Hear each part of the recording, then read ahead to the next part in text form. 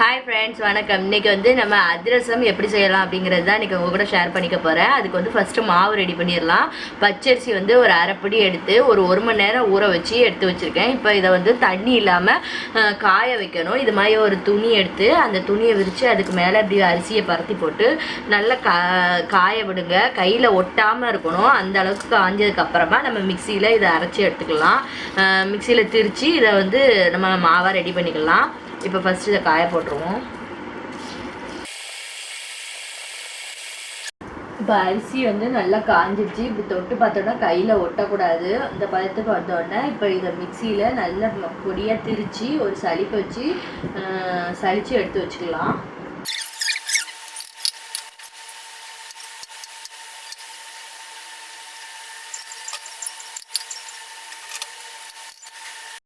இப்போ வந்து நம்ம இந்த உலக்குக்கு ஒரு உலக்கு அளவுக்கு அரைப்படி உலக்குக்கு நம்ம அரிசி ஊற வச்சு திரிச்சு வச்சுருக்கோம். இப்போ அதுக்கு முக்கால் உலக்குக்கு வெல்லத்தை வந்து நொறுக்கி அதை வந்து பாகு காய்ச்சிக்கிட போகிறோம். இப்போ ஒரு இதில் போட்டுக்கலாம். இதை போட்டுட்டு இதை காய்ச்சறதுக்கு இதுக்கு ஒரு கால் கப் அளவுக்கு நம்ம தண்ணி சேர்த்துக்கலாம். சேர்த்து இப்போ இதை வந்து நல்ல பாகு மாதிரி ஒரு கம்பி பதத்துக்கு காய்ச்சி எடுத்துக்கிடுவோம். இப்போ வந்து இதுக்கு பாகு வந்து பார்த்திங்கன்னா எந்த பதத்தில் இருக்கணும் அப்படின்னு பார்த்தீங்கன்னா, இதுக்கு வந்து ரொம்பலாம் பார்க்கணுன்னு அவசியம் இல்லை. நல்லா கொதிச்சதுக்கப்புறமா நல்லா இதை மாதிரி வந்து சர்க்கரைலாம் கரைஞ்சி வெள்ளெல்லாம் கரைஞ்சி நல்லா கொதித்து வந்து வரும்போது தொட்டு பார்த்தோம்னா அப்படி பிசு பிசுங்கணும். பிசு பிசுன்னுச்சுனாலே நம்மளுக்கு வந்து ரெடி ஆயிடுச்சு அப்படின்னு அர்த்தம். இந்த லைட்டாக அந்த அளவுக்கு பிசு பிசுன்னு சாரி. இப்போ இதை தொட்டுட்டு இப்படி லேசாக இப்படி தொட்டோன்னா அப்படி லைட்டாக இது மாதிரி வரணும். ஒரு கோடு மாதிரி லைட்டாக வந்தால் போதும். அந்த அளவுக்கு வந்தாலே வந்து நம்மளுக்கு போதும், பாகு ரெடி ஆயிடுச்சுன்னு அர்த்தம். இப்போ இதை வந்து இதே வந்து சூட்டோடு நம்ம அந்த மாவில் விட்டு நம்ம கிளறி வைக்க போகிறோம். இப்போ அதிரசத்துக்கு ரெடி பண்ணிடுவோம். அதுக்கு வந்து ஒரு 3/4 ஸ்பூன் அளவுக்கு சுக்கு பொடி சேர்த்துக்கோங்க. அடுத்து ஏலக்காய் பொடி ஒரு 3/4 ஸ்பூன். கொஞ்சமாக வந்து சோடா உப்பு, 1 ஸ்பூன் அளவுக்கு எள்ளு சேர்த்துக்கோங்க.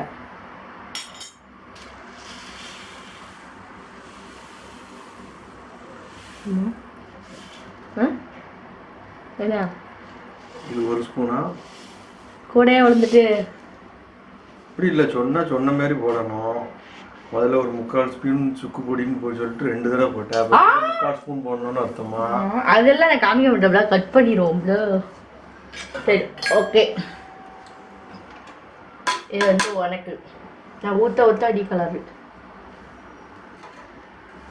இப்போ நம்ம பாகு காய்ச்சி வச்சிருக்கிறத விட்டு இதை விரவி வச்சிடலாம்.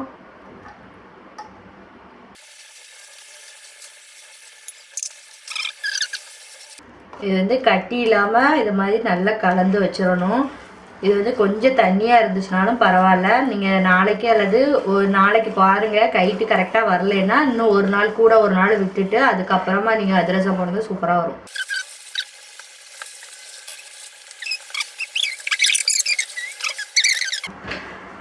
இப்போ வந்து நல்லா கலந்தாச்சு. நம்ம கரைச்சி வச்சுருக்க வெள்ளம் எல்லா பாகையும் சேர்த்து நல்லா கட்டி இல்லாமல் கரைச்சி வச்சாச்சு.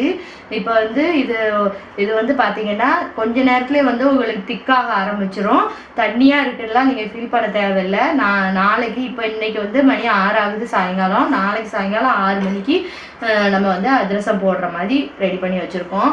இப்படி ரெடி பண்ணி நீங்கள் ஒரு நாள் ஃபுல்லாக ஊற விட்டுட்டு 1 நாள் அல்லது 2 நாள் ஊற விட்டுட்டு பண்ணிங்கன்னா அதிரசம் வந்து நல்லா சாஃப்டாக சூப்பராக வரும். அது மாதிரி பார்த்தீங்கன்னா மாவு வந்து நல்லா திக்காயிரும். ஓகே, இது வந்து ஒரு நாளை சாயங்காலம் வரைக்கும் ஊறட்டும், பார்க்கலாம். இதை வந்து ஒரு துணி வச்சு கெட்டி வச்சுருங்க. அப்படி இல்லாட்டா இது மாதிரி நல்லா காற்று புகாத ஒரு மூடி வச்சு இதுக்கு கரெக்டாக செட் ஆகிற மாதிரி வச்சு மூடி ஒரு வாரமாக எடுத்து வச்சிடலாம். பார்த்திங்கன்னா அதிரசத்துக்கு மாவு வந்து சூப்பராக வந்து ரெடி ஆகிடுச்சு. அதிரசத்துக்கு தட்டிடலாம். எண்ணெயை ஹீட் பண்ணியாச்சு. இப்போ அதிரசத்துக்கு தட்டிடலாம். நான் வந்து பட்டர் பேப்பர் மாதிரி எடுத்திருக்கேன். இதில் வந்து லைட்டாக வந்து எண்ணெய் தடவிக்கோங்க.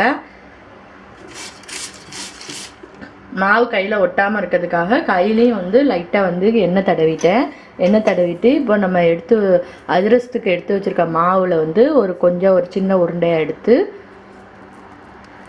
இந்த மாதிரி உருட்டிட்டு இந்த பேப்பரில் வச்சு இப்படி லைட்டாக ப்ரெஸ் பண்ணி விடுங்க.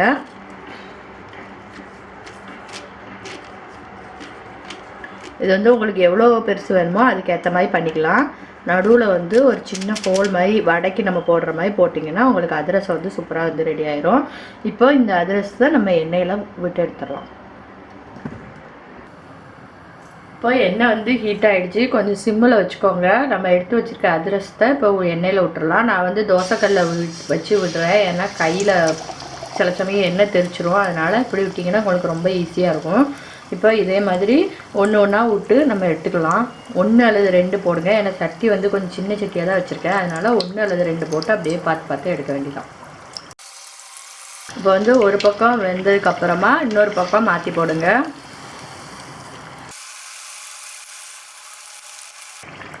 நல்லா ப்ரௌன் கலரில் வர்ற வரைக்கும் வெயிட் பண்ணி எடுக்கணும்.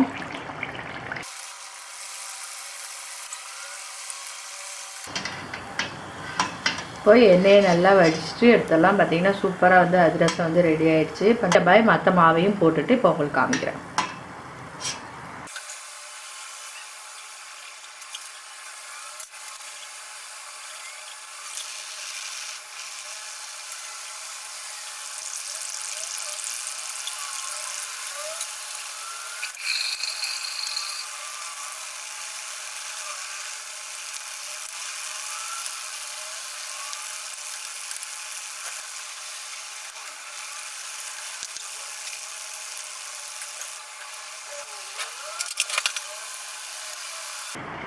பார்த்தீங்கன்னா சூப்பராக வந்து அதிரசம் வந்து ரெடி ஆயிடுச்சு. நீங்களும் உங்கள் வீட்டில் இது மாதிரி ட்ரை பண்ணி பாருங்கள், செம்ம சூப்பராக வரும்.